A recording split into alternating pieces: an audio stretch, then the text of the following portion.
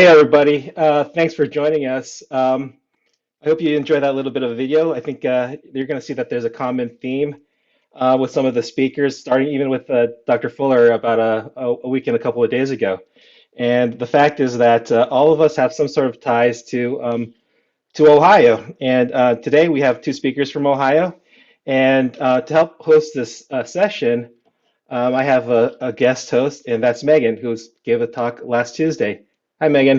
Hi, everyone. And so we're going to just jump right into it and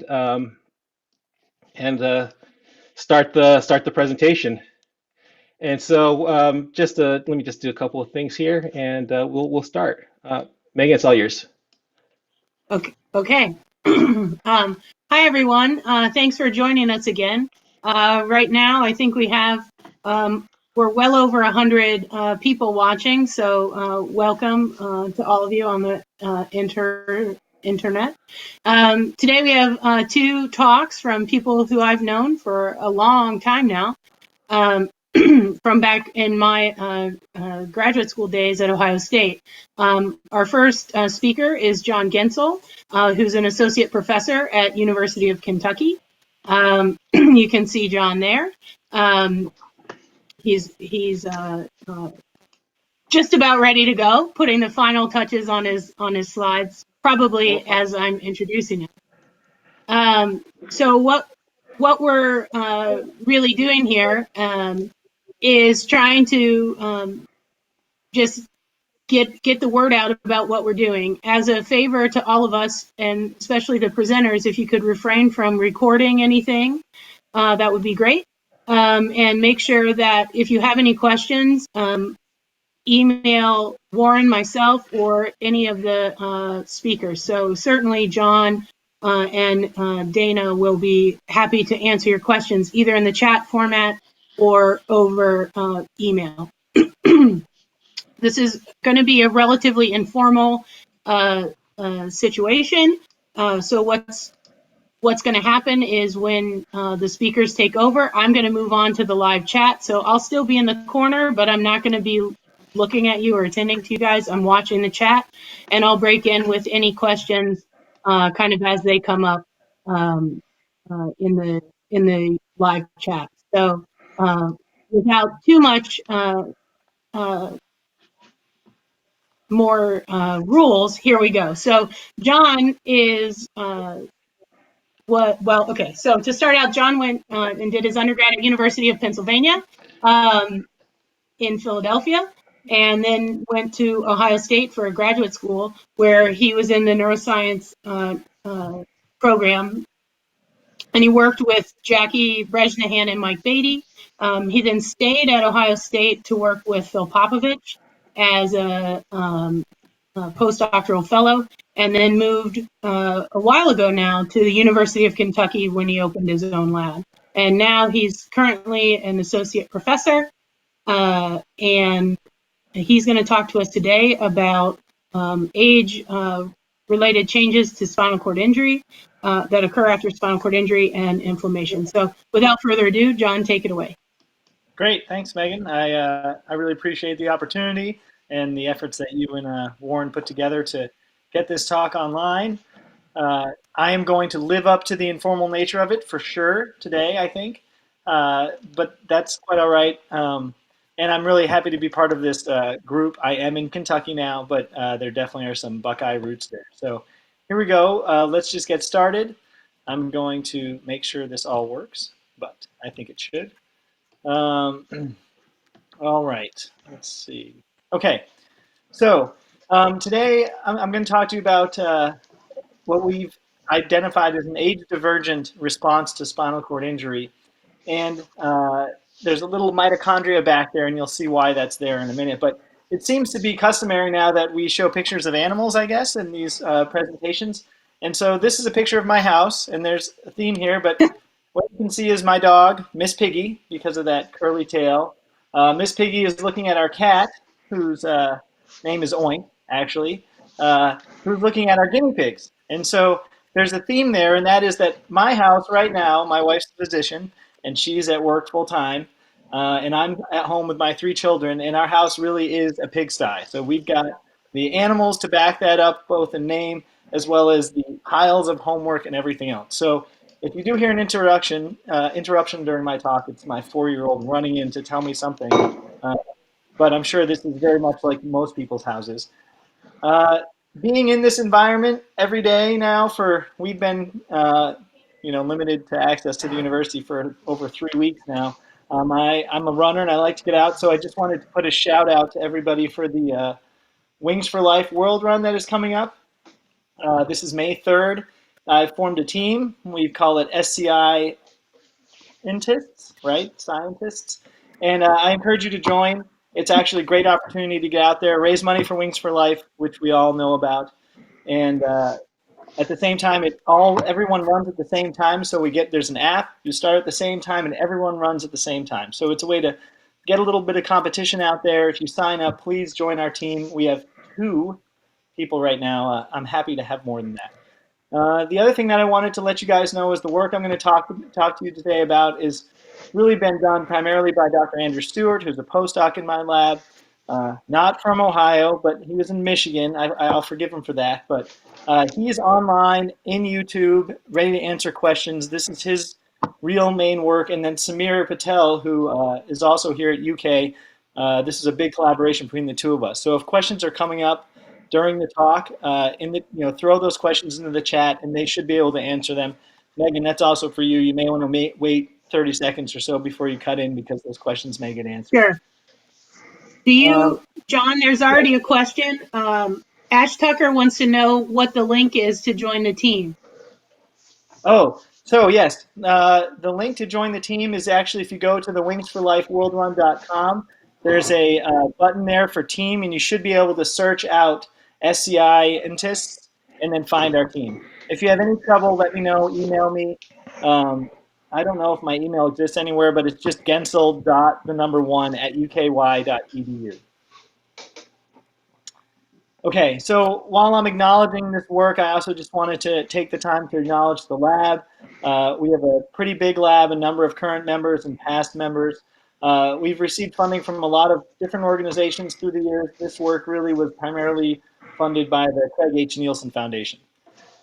So my lab has, over time now, been really interested in understanding how different physiological variables or physiological factors contribute to the pathophysiology of spinal cord injury.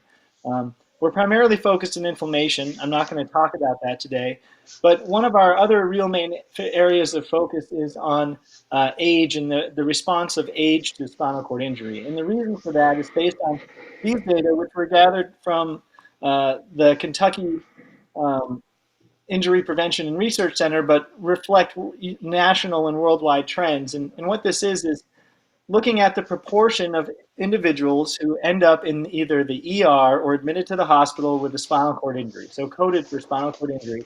And we broke these data down into people that are above the age of 45 years old. So 2 groups, either above or below.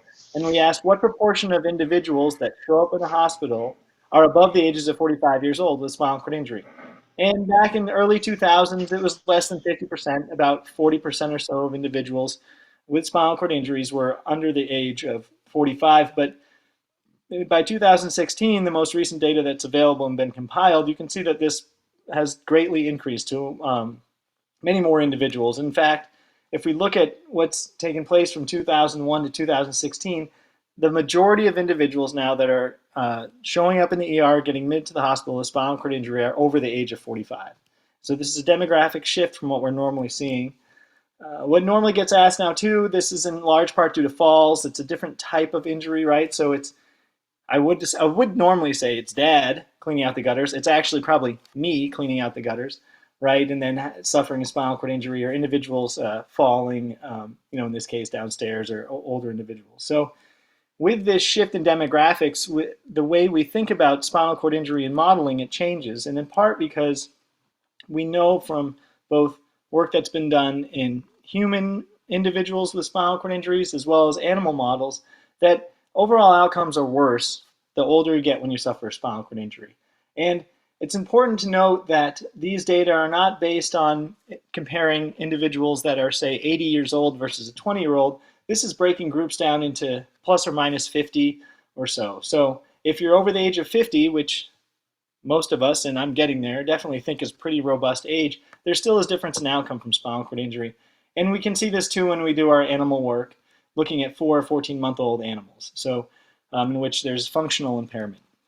So in general, there's a number of other caveats here too that are important to understand, that when someone gets injured at an older age, it's a different type of injury. There's more of an equal demographics between males and females. All those things could be sort of confounding this effect. So in order to control for this and really ask the question of how are the biological systems between a young and an aged individual actually affecting the outcome from spinal cord injury, we have developed, we use a spinal cord injury model where we produce injuries either in an old mouse. An old mouse here, you can see this for the people in the audience that actually remember when there was a tail on mice. Now mice have no tails anymore, poor things.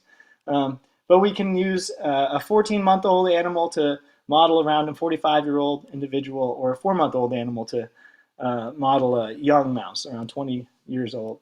And we perform a slightly less severe injury than maybe most people are consider in mouse models. We do a T9 contusion and a 50 or 60 kilodyne to model that more fall associated as opposed to a motor vehicle accident injury. And we know from some of the previous work that's been done, not only by us but by a number of groups now, that the long-term outcomes that I talked about in terms of recovery are also happening in terms of the anatomical outcomes. So here's just an example. This is 4 weeks after injury. So long-term anatomical outcomes indicate age-associated secondary injury processes. And you can see in this tissue here, and this is just one example at the epicenter, a little bit distal to it, where there's still this ongoing pathology or secondary injury, evidence of more tissue damage, which we would associate with secondary injury, and there's data to show this. Okay, I see now that I inserted a slide I didn't want, so informal stuff, so I'm going to flip through it real fast, so don't look at that. Here we go. So the question that we wanted to know is, because there's differences in the development of the progression of secondary injury, we know that recovery is impaired as a function of age. How does that really affect our ability to treat spinal cord injury? Are there different effects in terms of from a therapeutic standpoint? And so that's really the thesis for today's talk. And we decided to try to target this by looking at mitochondrial function. So I'm going to give you my not a molecular biologist's summary of what I believe is happening, or some biochemistry, and I never took biochemistry, so we'll see how this goes. But normal mitochondrial respiration, mitochondrial function, we have a coupling in terms of electron transport and protein crossing from the matrix in the intermembrane space that's coupled to ATP production, right? Now, this increased proton gradient is actually what ends up driving this energy-dependent production in ATP. So you need proton buildup in certain areas that then diffuse across its gradient.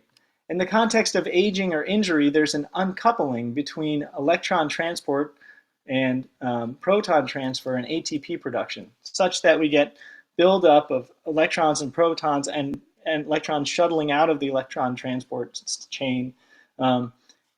And that ultimately can lead to free radical formation, superoxide, as donors accept these free radicals, that can couple and be part of reactive oxygen species production, and ultimately lead to lipid peroxidation and cell damage.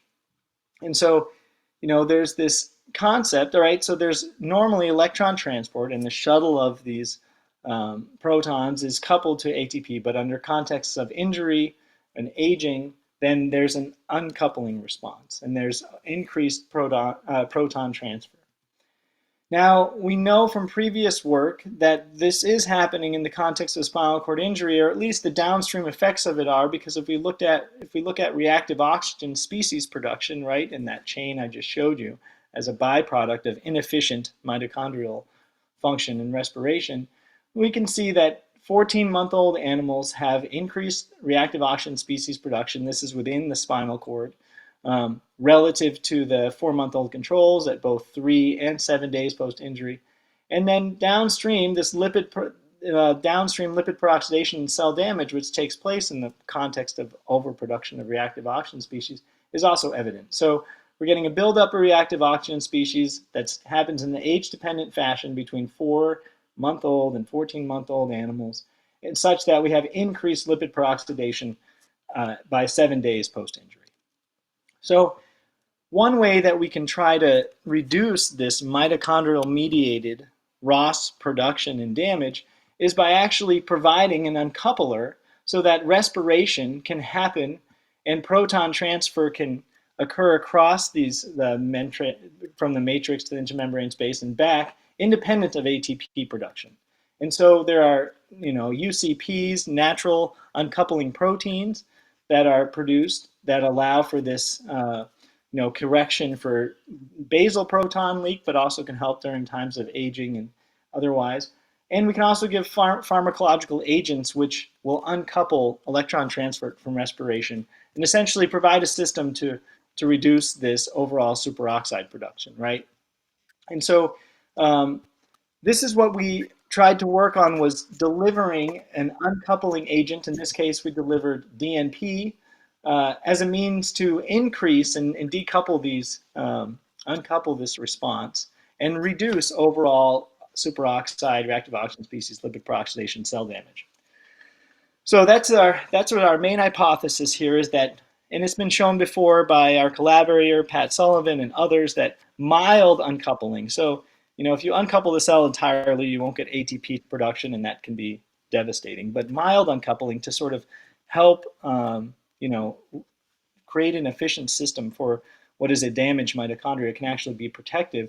We hypothesized that mild uncoupling would reduce maybe some of this age-dependent damage, and especially because there's a compounding effect on mitochondrial respiration, both with a function of aging and injury.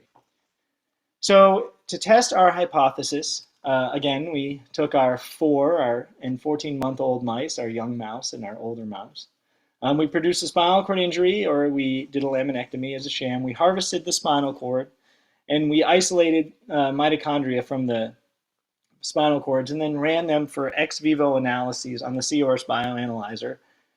Now is a great time. If you have questions about Seahorse bioanalyzer or mitochondria, then shuttle them right to Samir, because we are about at my depth of knowledge on these things. But the main outcome that we looked at was the oxygen consumption rate of these isolated mitochondria. This is something that's done routinely with this Seahorse bioanalyzer.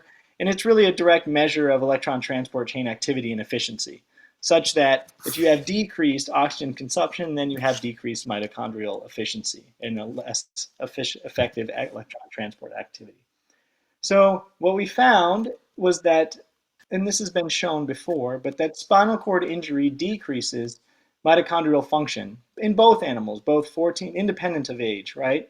So here we can see sham injury, we can see this, the OCR is decreased in both conditions, and not in an age-dependent manner. Okay, so, and this is 3 days post-injury. Now what we did is we took these isolated mitochondria, so these are 3 days after injury, we've homogenized the spinal cord, pulled the mitochondria out, put them in the Seahorse, and then we asked, what is their uncoupling response? What's their potential to respond, right, to these uncouplers to, protect from this proton leak and inefficient electron transport chain? This is a really busy slide, but it illustrates a very important point for this talk today.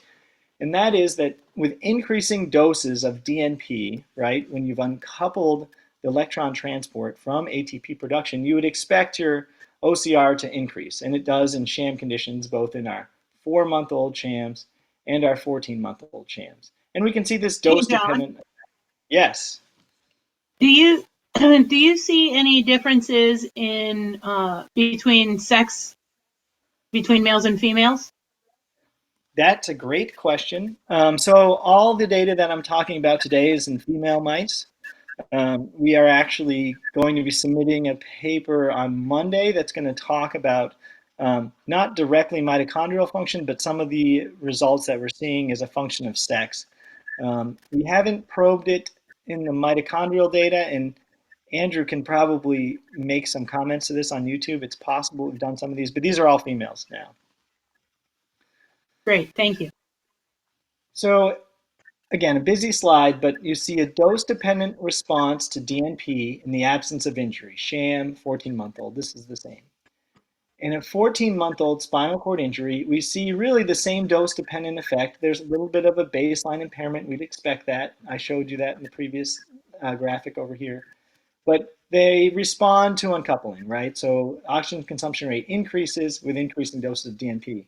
Interestingly, the 4-month-old spinal cord injury showed no real response. There's a slight trend here, but there's no significant effect.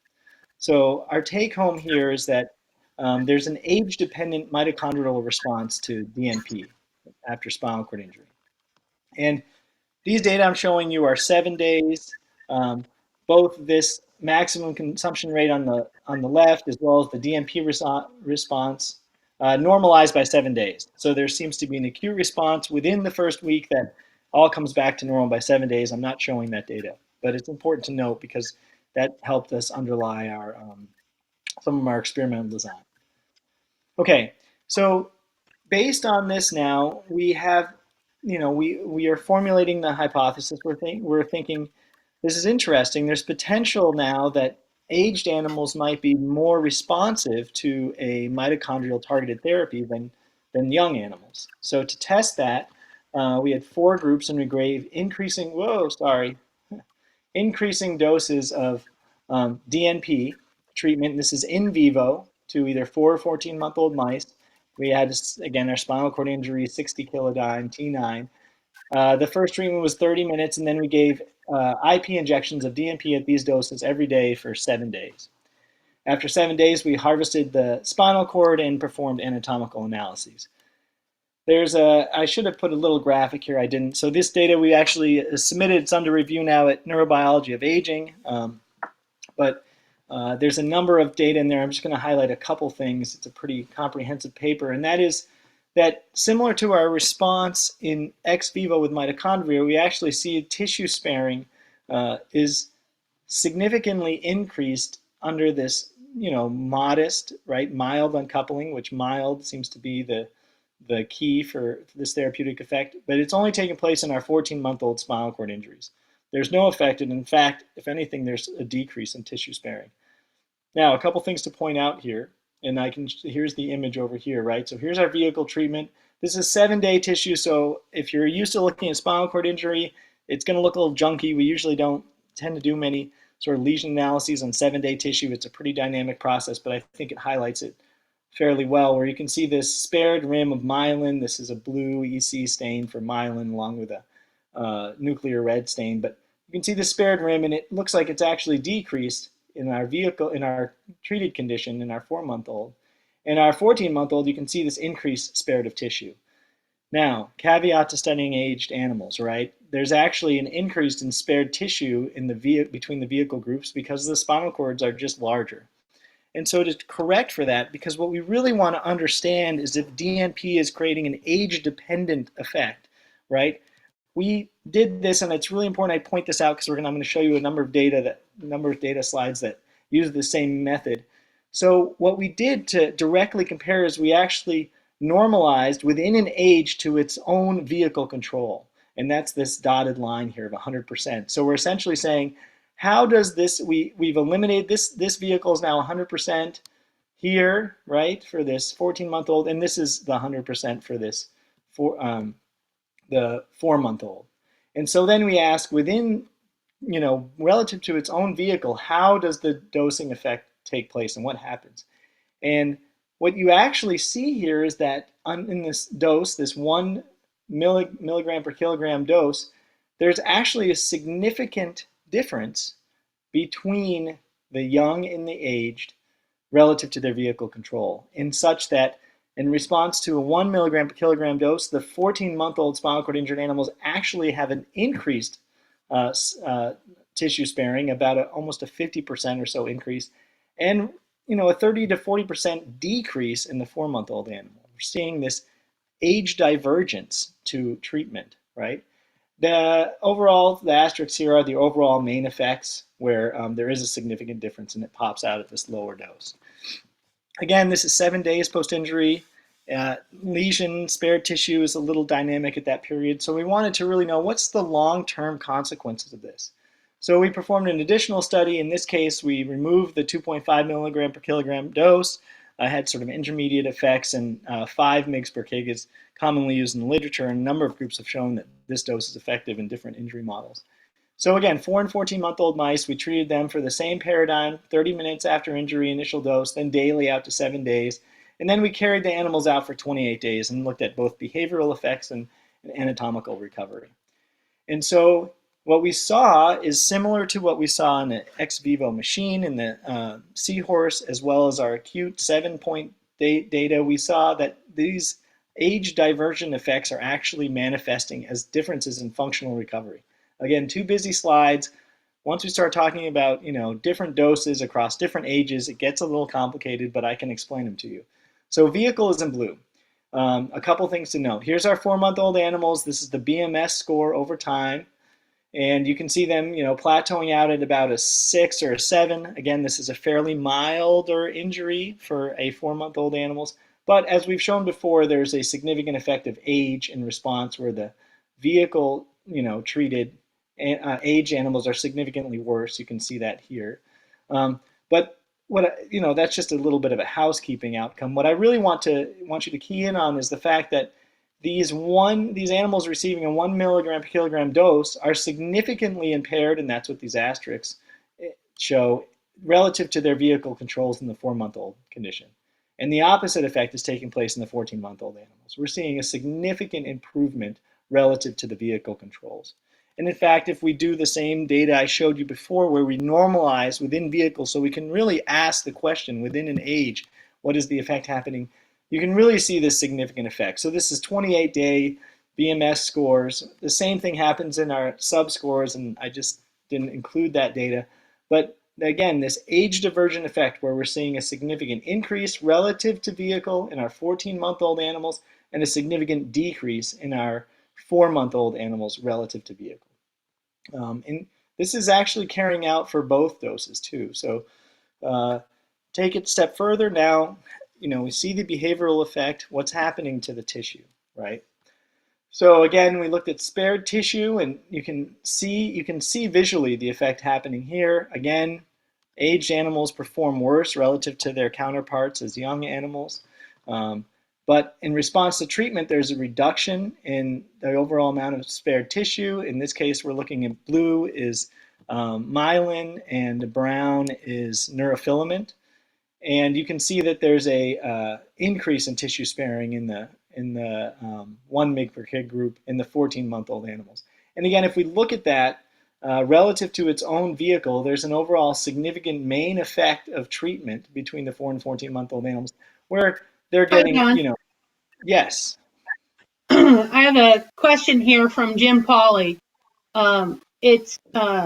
Could the pharmacokinetics of DMP differ in 4 versus 14-month-old mice? Yes, it's possible. So DMP and mitochondrial uncoupling and mitochondria itself are very highly concentrated in fat.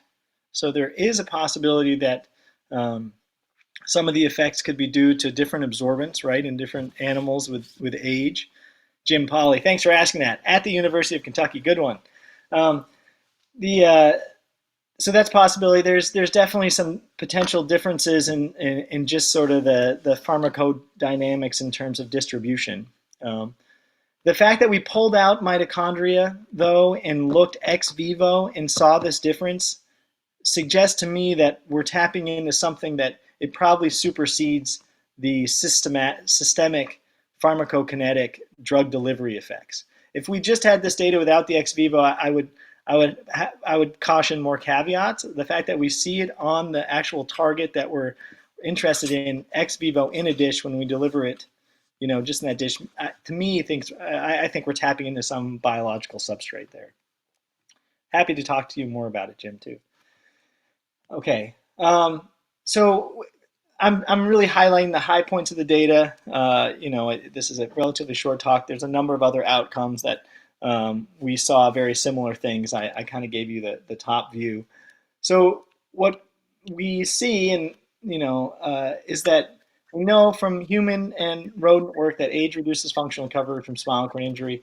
We understand that, secondary injury mechanisms differ with age. Here we've highlighted potentially mitochondrial function. Previous work by our group and many others have shown inflammation, and macrophage responses are probably contributing as well in an age-dependent way. Specifically with DNP, and this is not really a therapeutic agent. It has DNP Hey, is a John. yes. Jacob Schreckengos from the Nielsen Foundation is asking, is the difference in tissue sparing in your vehicle conditions and significant between the two ages? Andrew would be a great person to answer that, and hopefully he can comment.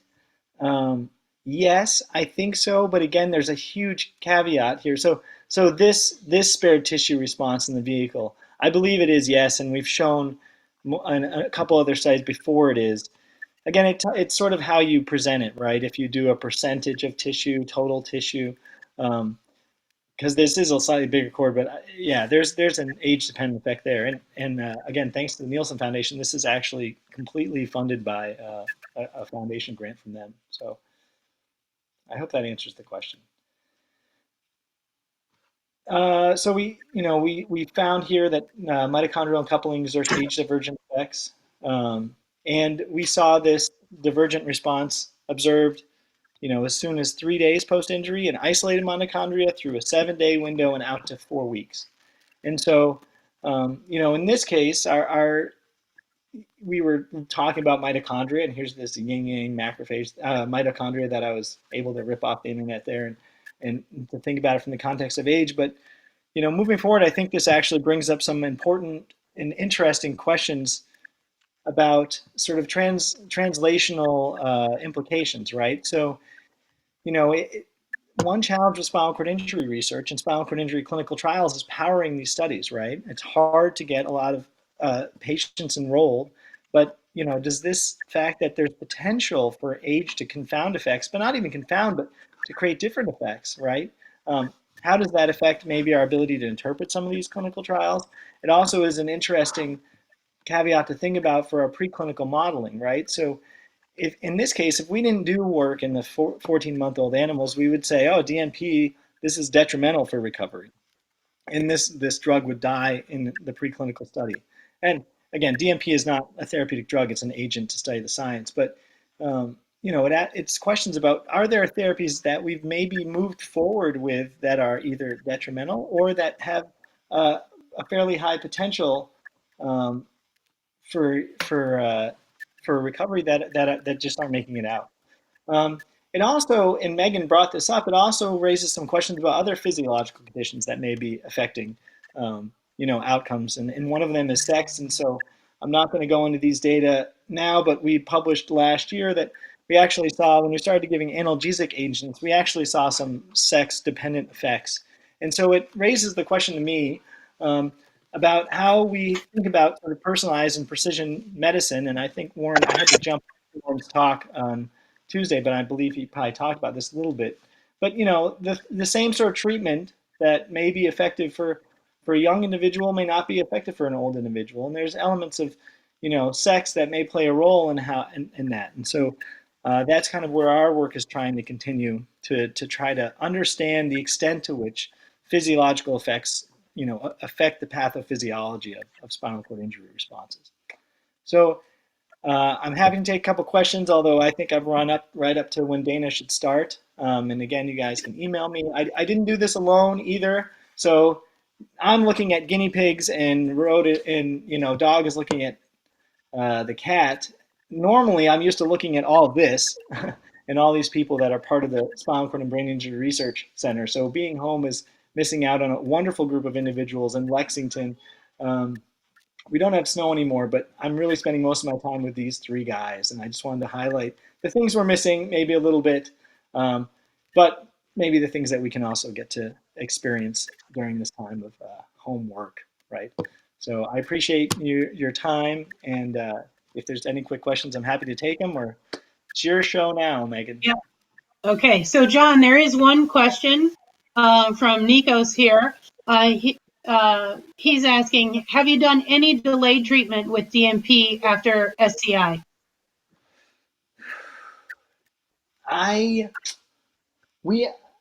No, I do not think so. I mean, we initiated 30 minutes, we didn't do longer. The other really important caveat that I should point out is that we did a dosing strategy that's atypical. So there's a number of papers, both in TBI, spinal cord injury, traumatic brain injury, that have shown DNP to be effective. And those are really focused dosing within the first sort of 3 days.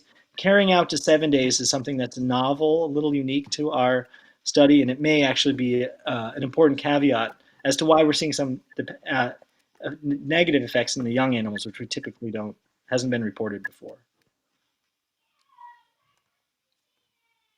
Any other questions for Dr. Gensel? Okay, well, we can continue the chat on YouTube, and we're going to move on now to our next speaker. Our next speaker, hi Dana, is Dana McTigue, and she's coming to us from her home in Columbus. And it's really my pleasure to introduce Dana. I've known Dana since I was a graduate student and rotated in her lab. Dana is like me in that we both went to different Big Ten schools before we joined Ohio State. Dana is an alumna of Penn State University. She came to Ohio State to work on her PhD in the physiology department, right? That's right. And with Rick Rogers.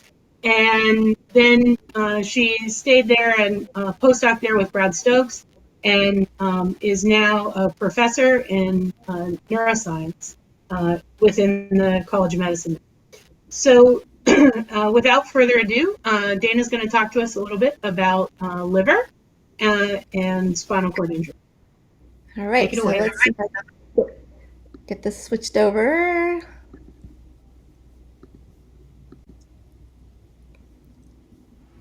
Oh my gosh, do you see my screen? It looks great. I don't know what it's doing. Is it? Hey Dana, you just want to go to PowerPoint. All right, just ignore that. Yep. Okay, so you see the PowerPoint? Yep, we sure do.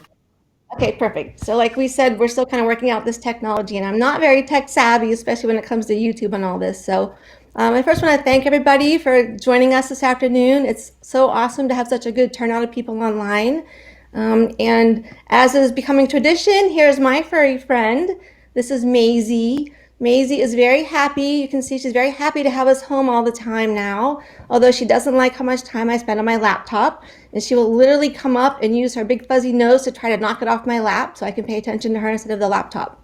And Maisie's here with me right now, so hopefully she won't decide to bark during this presentation. If she does, my daughter is supposed to come and get her, but I'm afraid my daughter may have fallen asleep, so we'll just see how it goes. Okay, so I'm going to talk to you a little bit today about the liver and what the liver's role might be in spinal cord injury recovery. The liver, as you may or may not know, responds to any kind of injury in the body. So any major trauma or injury or infection, the liver responds with what's called the acute phase response. And this response includes the release of lots of different things like cytokines and molecules meant to promote clotting and basically try to preserve and stop the injury site from happening. What happens though is this acute phase response also causes rapid liver inflammation. So while the liver is sending out cytokines and chemokines, it's actually becoming inflamed itself during this response. And this is a normal thing that happens in any kind of injury model. But what we noticed, my former postdoc Andrew Sarbeck here, who's now a research faculty at WashU, he noticed that when we were looking at some livers, we were doing a study on iron chelation and pulled out some chronic livers to look to see if iron levels were different. He noticed that the livers didn't look the same as those in our naive, uninjured animals. And so he found that the livers seemed to be inflamed, they just didn't look very healthy. So the liver, even though it had this acute phase response, it seemed like after spinal cord injury, it wasn't able to turn off this response. It was still inflamed and looking kind of nasty. So we designed a small study to try to follow up on that to see if it seemed like anything that was worth looking into. So we just used some rats. We did a moderate T8 spinal cord injury on these animals using the IH device. And we did a time course looking at liver inflammation, liver histology, and liver lipidomics. So looking at some of the lipids that are accumulating in the liver. And I don't have the slide in here right now, but the T8 injury level will interrupt the sympathetic control to the liver. So the celiac ganglion is fed right by about this level of the spinal cord. So we're interrupting input to the liver. And what Andrew noticed then in his study was after that we did the spinal cord injury, first we looked at cytokines in the liver, and you can see that these cytokines did increase early, but they tended to ramp up. And some of them, like TNF alpha, didn't even decline after 3 weeks. They were still elevated weeks after injury. And in more recent studies, we looked out even longer than that, and you can see these 3 cytokines all remain significantly elevated out to at least 56 days post-injury. And we have new animals now that are out to 6 months where we still see elevated inflammation in these livers. And even out to 2 years, we have a couple really old livers from some animals that Wolfram Tetzlaff did and Peggy Assink. And those livers still seem to have some inflammation compared to naive. So this seems to be a very long-lasting inflammatory response in the liver after spinal cord injury. Okay. We also notice in the liver, so the liver has its own population of macrophages, and these are called the Kupffer cells. Kupffer cells live in the liver. They normally are there to watch for different kinds of toxins or things that might be coming to the liver from the gut. After spinal cord injury, these normally relatively quiescent Kupffer cells increase in size and number in the liver. So this is a stain called CLEC4, and it labels just the Kupffer cells in the liver, and you can see this increase in the response of these Kupffer cells after spinal cord injury. And again, we've done some time course studies. Here you can see out to 6 months post-injury that the Kupffer cell area indicating their reactivity increases acutely within 3 days post-injury compared to naive animals, and then it is maintained chronically. And these are compared to some age-matched controls here. So this is a true injury effect even in the older animals, at least 6 months old. So the Kupffer cells get ramped up early after injury, and they do not seem to be able to then calm back down. We also notice that the liver seems to accumulate fat after spinal cord injury. So this panel over here is some liver sections stained with a stain called oil red O, and this stain labels lipid droplets. And you can see in the naive liver, a couple of lipid droplets here. So the liver does play a role in lipid storage normally in the animal and in humans. Oh my gosh, I gotta quit hitting that. Okay, but after spinal cord injury, you can see the lipid droplets tend to increase in the liver, especially over time. So you see an early increase, but then it ramps up, and this also is maintained chronically after spinal cord injury. And notably, a fatty liver, this is known as a fatty liver, is an independent risk factor for developing metabolic syndrome. And so the presence of this fatty liver in these animals would put them at higher risk for metabolic syndrome. And anecdotally, this has been seen in some spinal cord injured individuals. And I'll talk about that a little bit more. We also notice that not only is the liver seeming to be inflamed and accumulating lipids, it also is being harmed. So we did in our animals we measured circulating ALT levels in the serum of our rats at different times post-injury. And ALT is an enzyme shown here, alanine aminotransferase, that is produced by the hepatocytes. And when the hepatocytes become damaged, some of the ALT will leak out into the circulation. And this is the exact same test that you get if you go to the doctor and they run liver function tests on you. They're looking for liver damage and looking for elevated ALT levels in your blood. So this showed that our animals were showing with time elevated ALT levels at 14 and 21 days post-injury in Andrew's study. So collectively, this first time course study was able to show that spinal cord injury induces chronic liver inflammation, chronic hepatocyte damage, chronic fat accumulation, and I didn't show it here, but we also have been able to show there's chronic iron accumulation in the livers. There's elevated iron levels and elevated ferritin expression for long term in these animals. And that's significant because iron is very pro-oxidative and can lead to oxidative damage in the liver. So that could be one of the mechanisms of some of the damage. So, but overall, what is the significance of this finding? Why is it important that we know that the liver is inflamed and accumulating lipids? This actually has a disease name called NASH. So NASH equals non-alcoholic steatohepatitis, which means steato means fat, hepatitis is liver inflammation that is not induced by alcohol. So there's also an alcoholic steatohepatitis. So this is a form of fatty liver disease, and fatty liver disease occurs, typically you'll see it in people who are ingesting high-fat diets, for instance. The liver will start to accumulate fat, as indicated here by these pale patches. And if the liver pathology tends to progress, what happens in individuals and patients is the liver will get inflamed, and that's when it becomes this stage, this more advanced stage of fatty liver disease called NASH, or non-alcoholic steatohepatitis. This is a precursor actually to cirrhosis. So these animals that we're seeing in our spinal cord injury is actually inducing this liver disease in the animals. And as I mentioned before, this is considered the hepatic manifestation of metabolic syndrome. So, and if you know the literature, if you've read any of the literature on spinal cord injured individuals, they tend to have much higher levels of metabolic syndrome like symptoms. And I'll discuss that in a minute. So besides that, how relevant is this liver pathology to spinal cord injured individuals? Dana? Well, for one thing, Dana? drug metabolism. Yes? Hey. There's a question from Jim Pauley. Okay. He asks, does spinal cord injury affect CYP activity or expression in the liver? Affect BYP? CYP. Oh, CYP?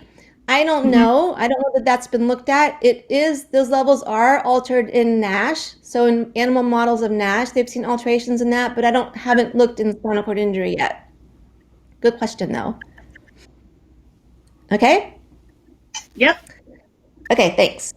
All right. So what does this potential liver pathology mean to spinal cord injury? Well, there's some data that shows that the liver may be somewhat stressed in SCI individuals. So for instance, there are clinical trials going on with riluzole in ALS patients and spinal cord injured patients. And importantly, the riluzole dose is the same in both of these patient populations.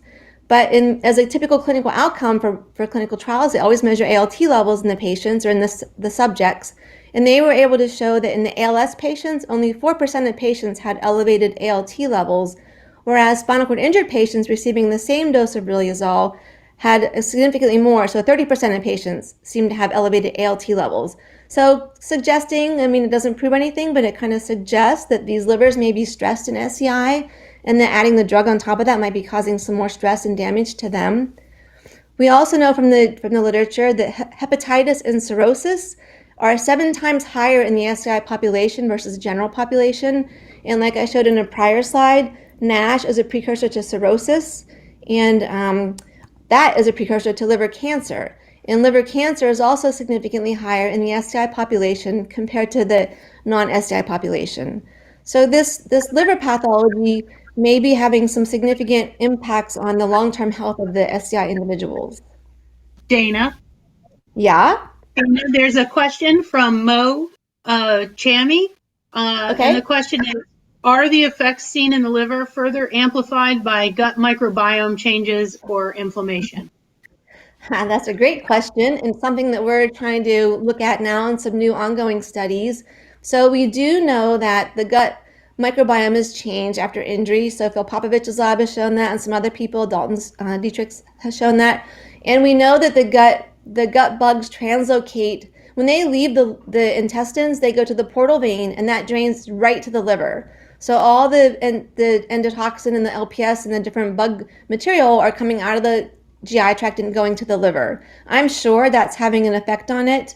We haven't looked yet, so we're planning to do some studies where we manipulate the microbiome and then see if the liver pathology is better or worse. But that's a great question. I think that that's one of the mechanisms of action of this inflammation. Dana, there's another question from Jill Ward. All right. And Jill asks that you mentioned the T8 injury is interrupting the preganglionic sympathetic input.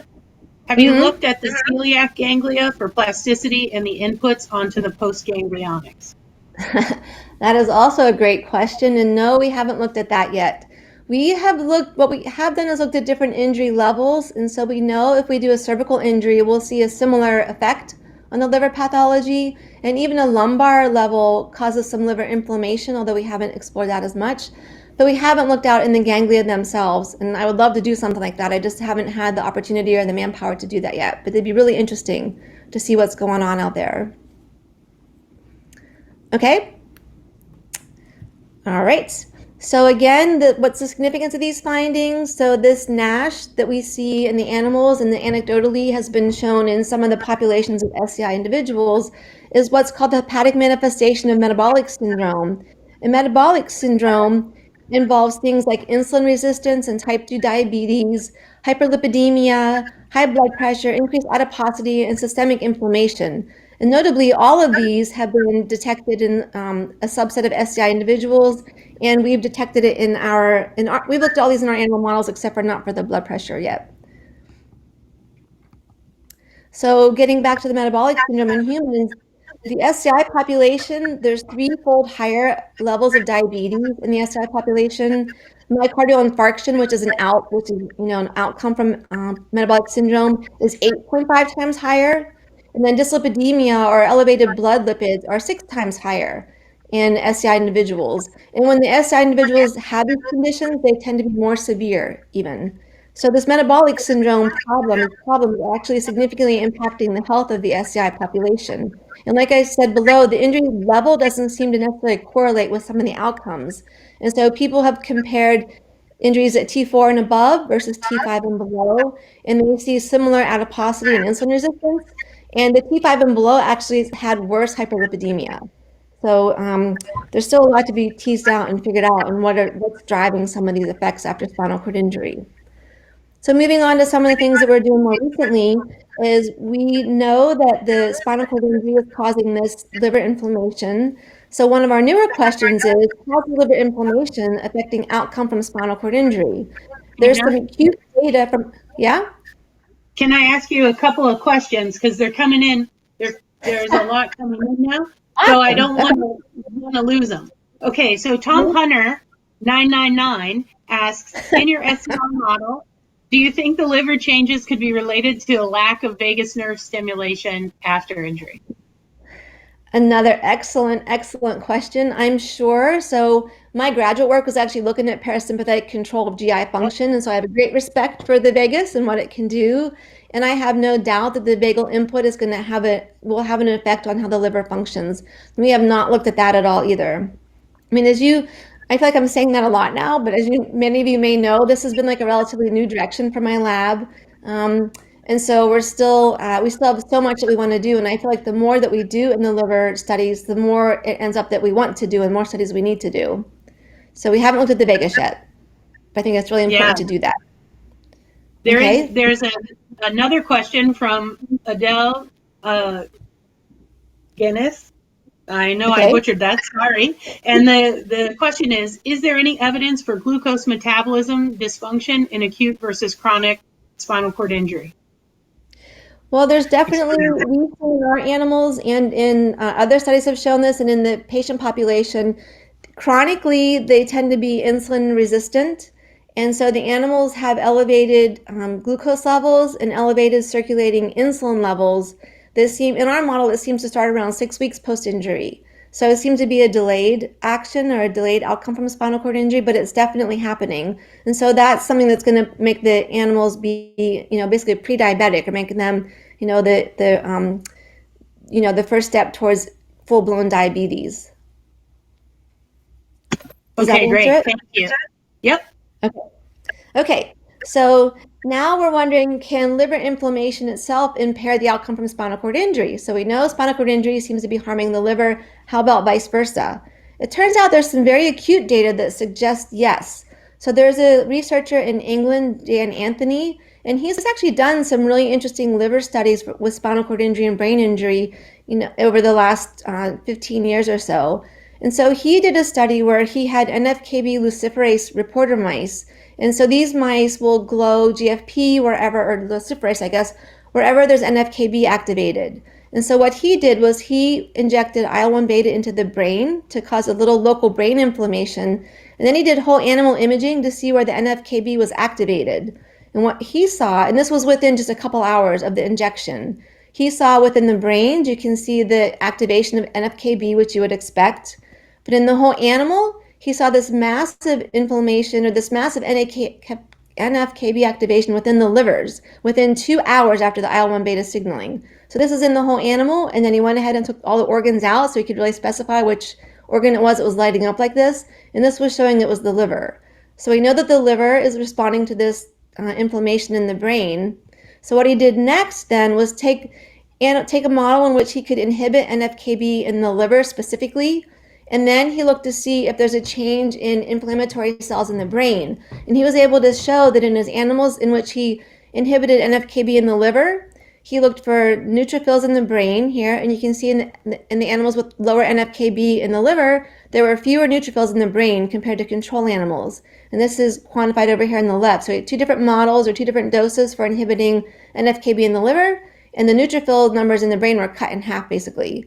So this suggests that liver inflammation is actually able to drive brain inflammation or CNS inflammation. And he's done some similar studies with spinal cord tissue too. So these were all very acute. Like I said, this was just within a couple hours after the brain inflammation was the model in which he did that. So we wanted to know is what about longer term? So does the liver inflammation, we know it drives very acute CNS inflammation. So what does it do to the overall outcome from spinal cord injury?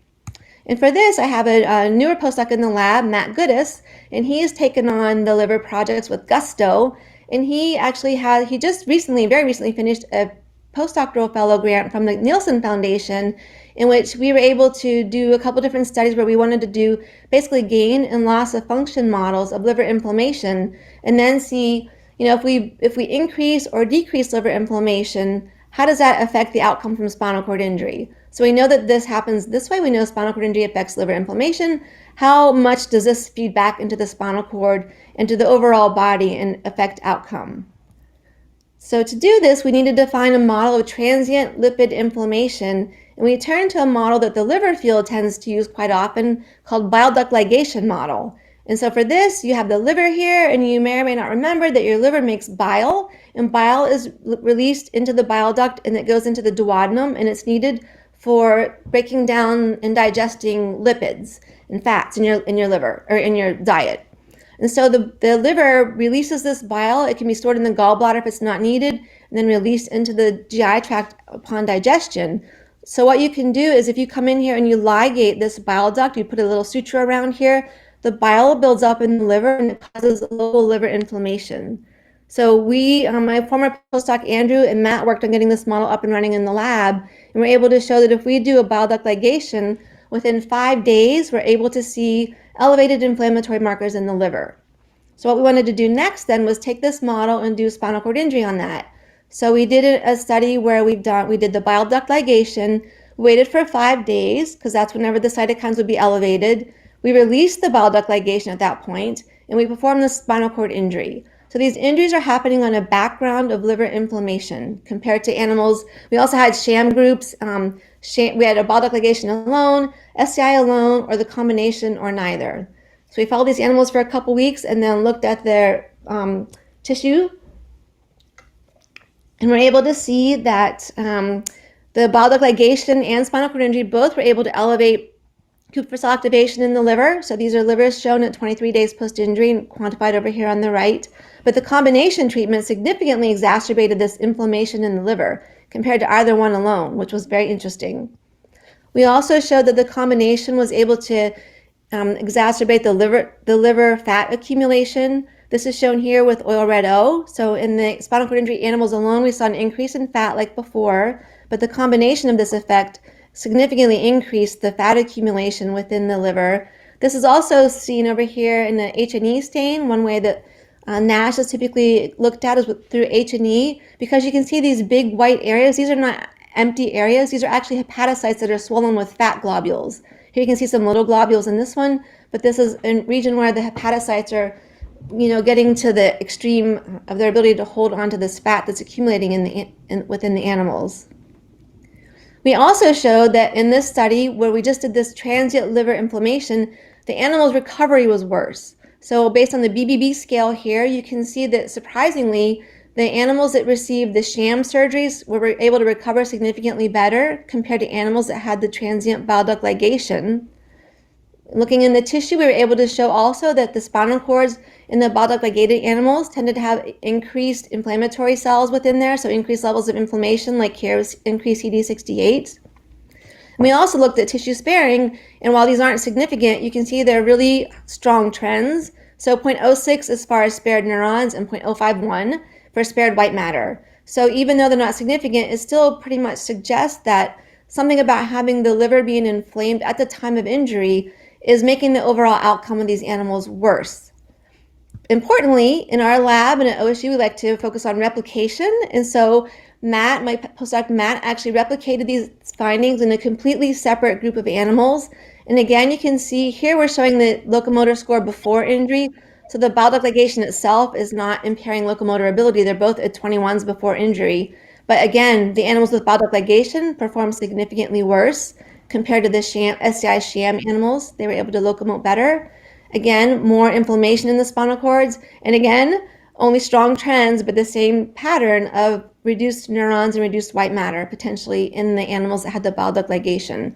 So I found these studies to be pretty surprising and pretty powerful to show that, you know, we did nothing to the spinal cord, we did nothing else to the animal except cause a little bit of liver inflammation at the time of injury, and that's significantly impairing the animal's ability to recover. Dana, Yeah? we have a few questions. Okay. So the first two questions are from Abby Yates. She asked, do you think the decrease in motor activity could be influencing lipid deposits? Interesting. I don't think so, because they tended to move as much. They weren't stepping as well, but we did activity box measurements on the animals, and they would still move the same amount of time. And I think they would, you know, they weren't like sickly. They didn't have any kind of sickness behavior or anything like that. So I don't think that would be one of the mechanisms, but that's a good point.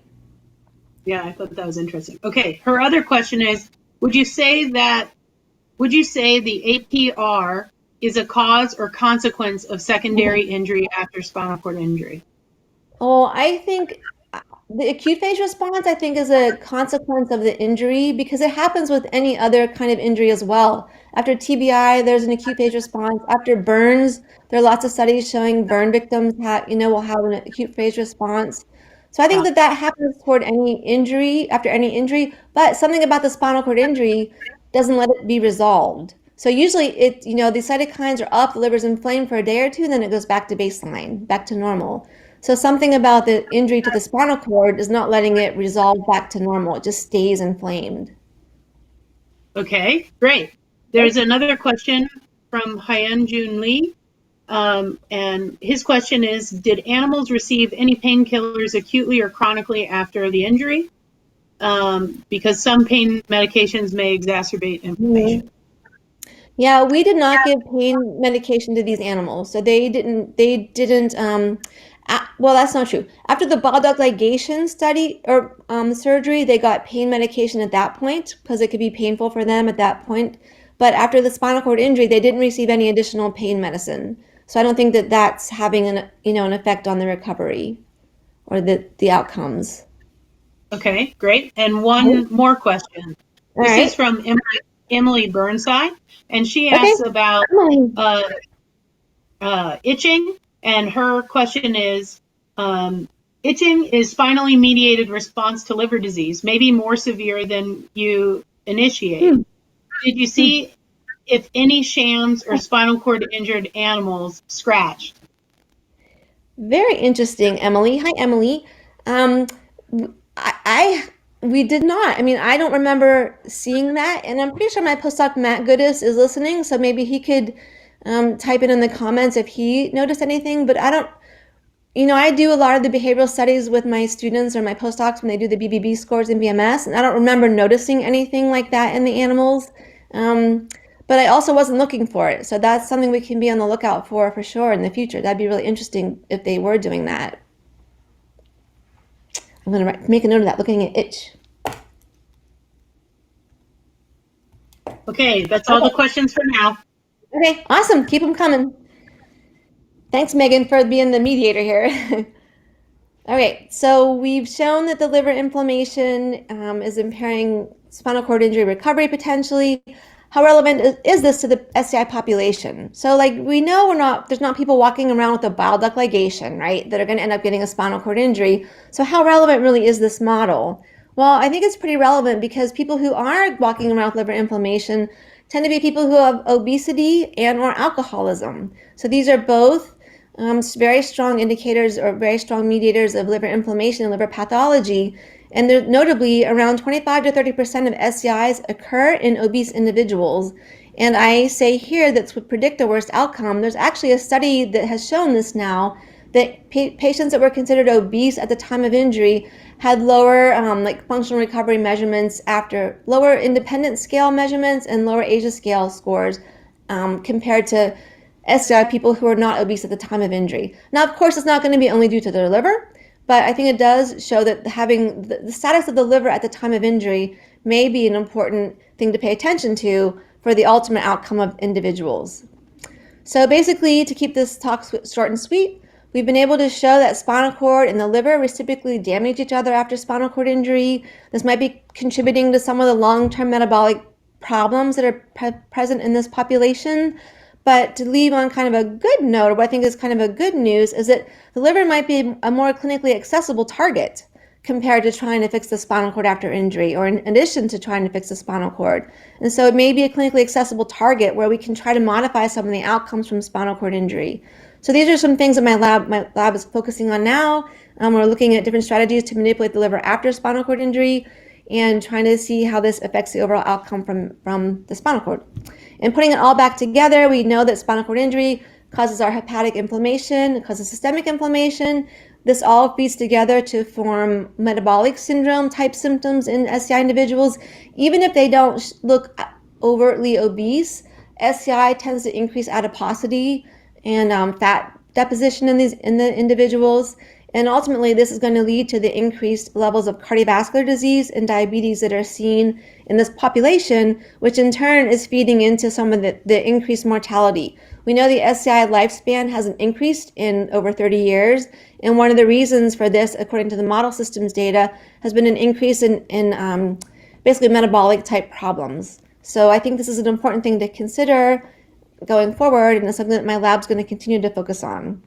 And just quickly to thank the people who are involved, I mentioned Matt Goodis, who's a postdoc in the lab now, and Andrew Sarbeck was my former postdoc. Also, Caitlin Carson was an undergrad who did an amazing amount of work on these studies.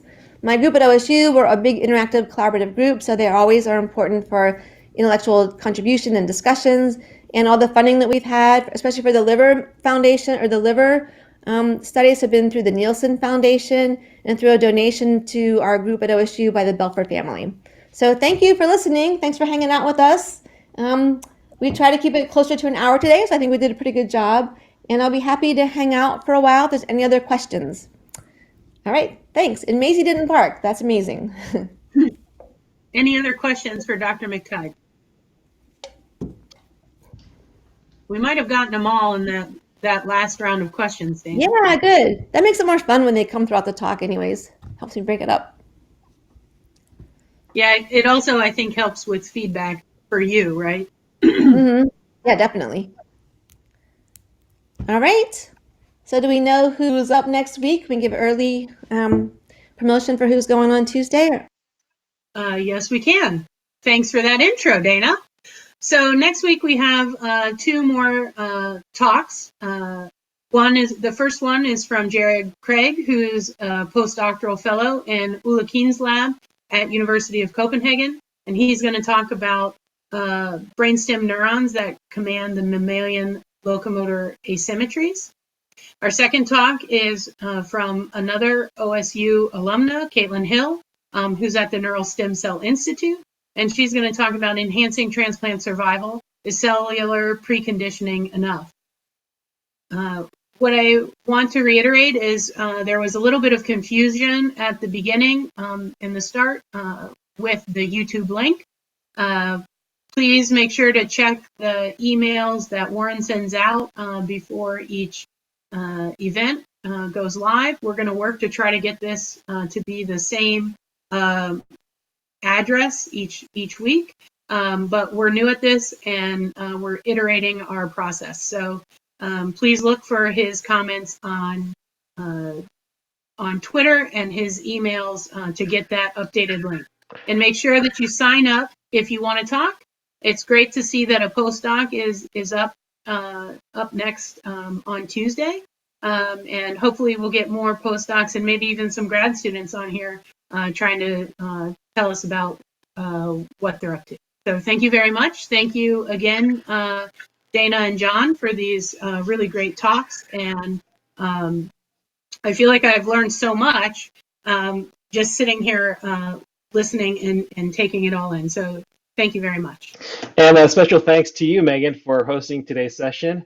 And please sign up, please email me, get on the mailing list, and that's the best way to find the latest news and seminars. So thank you very much. I really appreciate it. And we'll see you next Tuesday.